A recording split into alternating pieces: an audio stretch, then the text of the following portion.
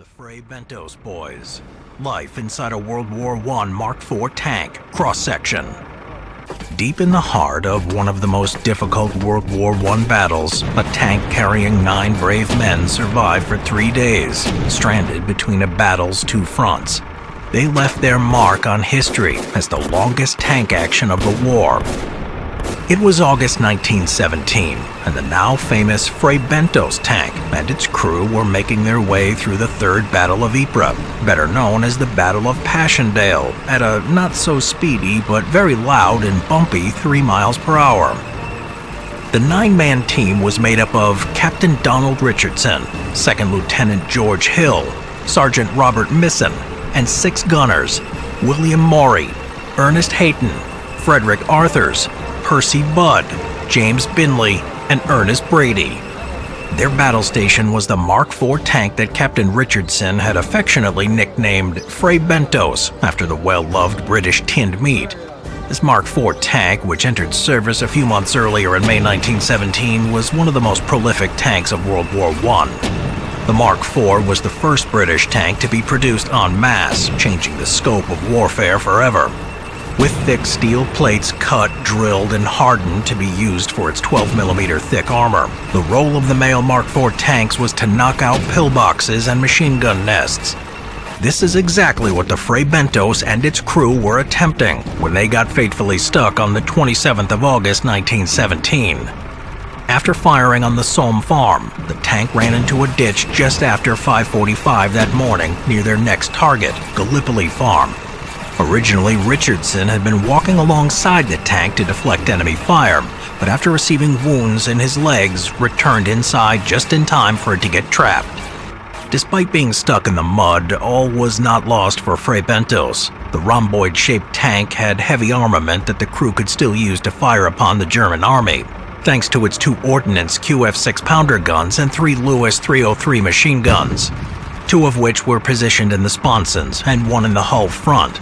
The crew also was carrying personal weapons that they could use for protection as they tried to unstick the Fray Bentos from the mud. Unfortunately, given the tank's position and the Germans who were in an old trench just in front, the Lewis guns were no good, aimed too low into the ground to help the tank's crew much. According to Misson's account, Hill, Budd, and Maury were hit as they went into the ditch through the very hatches designed for the crew to use to fire on the enemy with their personal weapons. Budd was knocked unconscious for 2 hours as the rest tried to rectify their newfound problem.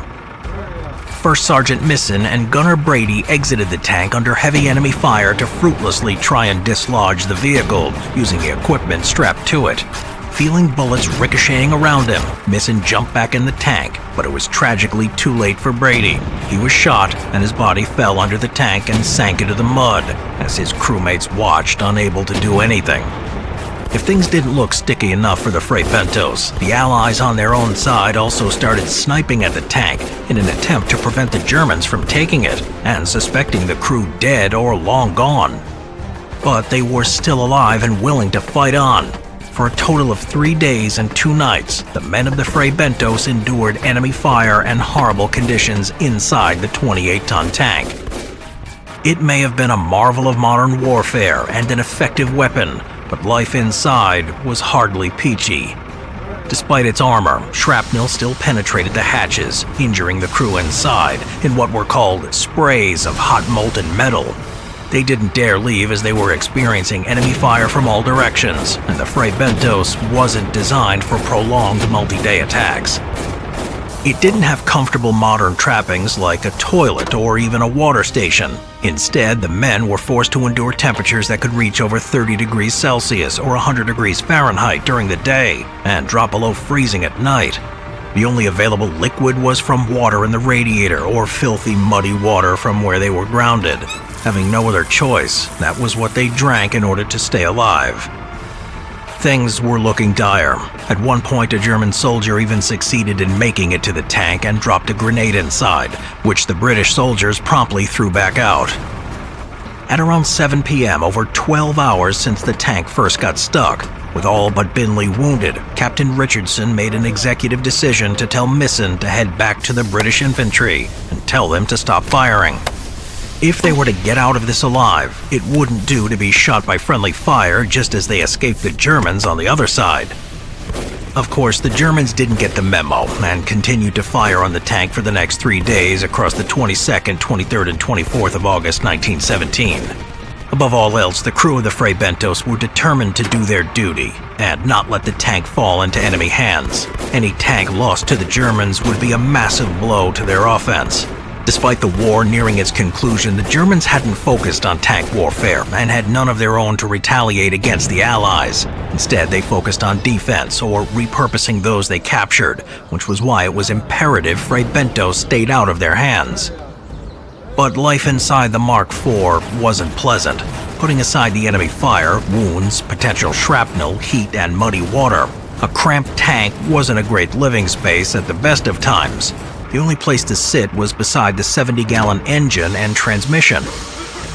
This meant that while in the tank, on top of everything else, the crew was assaulted by a cloud of gas, carbon monoxide, oil smoke, and cordite from shells that they inhaled every time they breathed, leading to nausea and long-term side effects. It was cramped and intimate, and not in a good way, with the transmission noise so loud that the crew often had to scream at each other to be heard. In fact, braving the outside probably seemed less horrific in some respects, because at least the air was somewhat fresher. The fight with the weary Fray Bentos boys continued on until the 24th, when Captain Richardson decided enough was enough.